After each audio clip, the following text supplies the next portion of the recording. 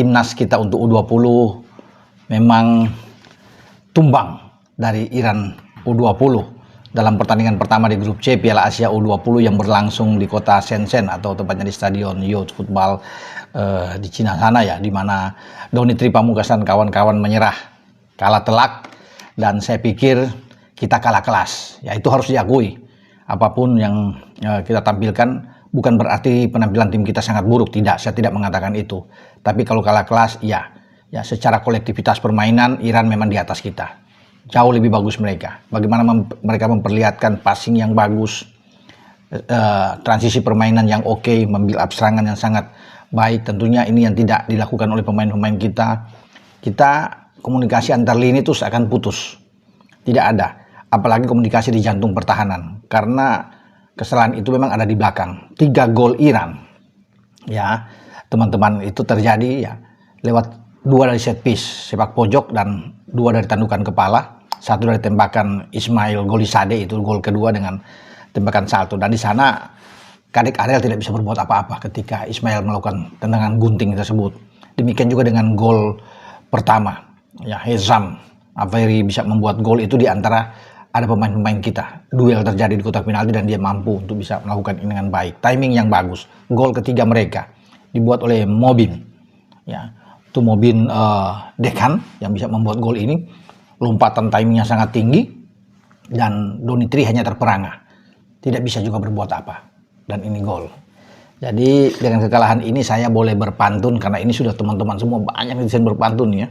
Bagaimana ubur-ubur ikan lele dan banyak semua tuh dikait-kaitkan. Nah, kalau saya begini teman-teman, pantunnya ini setelah kekalahan ini memang habis 2 pertandingan tetapi tidak mudah ya. Uzbek sudah menang melawan Yaman. Uzbek paling tidak, kalaupun kita mampu berhasil bermain dengan imbang lawan Uzbek, peluang kita belum tentu lolos berat dari fase grup setelah kalah dari Iran ya, karena Iran menang melawan Yaman nantinya pada tanggal 16, Iran sudah pasti lolos.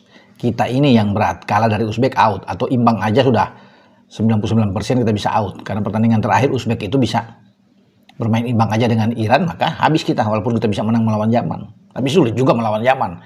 Karena di Stadion Madia aja kita bermain 1-1 dengan Yaman, susah payah untuk menghasilkan dikualifikasi saat itu ya, di mana ada Maladewa juga, ada Timur Leste. Nah, pantun teman-teman ya, ubur-ubur ikan lele, wah, kubur saja mimpi kecil ya.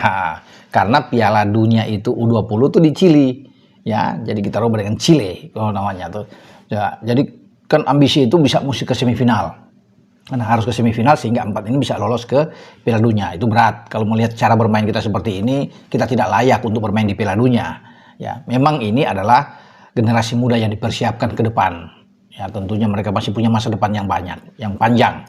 Cara bermain kita ya itu sulit ya, untuk bisa menghadapi tim-tim yang kuat ya. Pemain belakang kita yang masih di bawah ya kualitas kita, Kadek misalnya dengan Iqbal kalah ke dalam lompatan, mereka kalah tinggi ya, itu yang terlihat ya. Dalam duel-duel bola atas kita lemah habis, kalaupun ada tinggi badan mungkin hanya di Doni ya, tapi kalau di belakang ini berat, dan itu semua kesalahan ada di belakang ya. Bagaimana organisasi permainan yang tidak jalan dari tengah ke depan atau dari belakang ke tengah, tidak jalan, itu dikuasai habis oleh pemain-pemain Iran. Nah, bagaimana melawan dengan Uzbek?